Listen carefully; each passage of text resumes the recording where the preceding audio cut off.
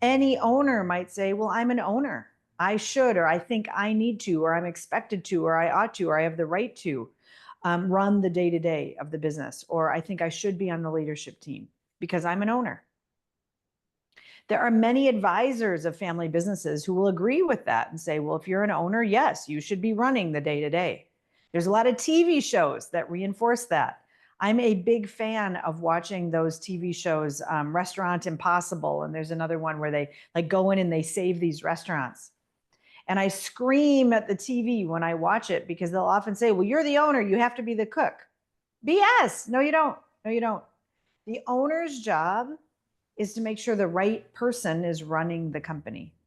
That's the owner's job. The owner's job is not necessarily to run the company. This is very tricky for family businesses because usually the founding father, if you will, or the first generation of the family business did own it and they did run it and they did do all of the jobs because they were the original entrepreneur.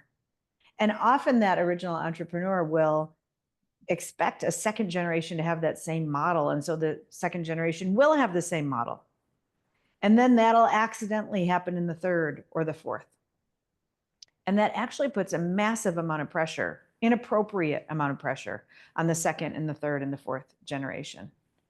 Your job as an owner and your client's job as owners of their family business is to make sure they're being good owners, meaning they're making sure that the person who runs the business day to day, and this is EOS language, they get the job, they want the job, and they have the capacity to run the business day to day. And that's when we talk about an integrator or a COO or a CEO or a president, that they're actually really good at holding the business tight to the business strategy, to the business plan, to the business model, that they're really good at being able to keep their eyeballs on revenue and profit.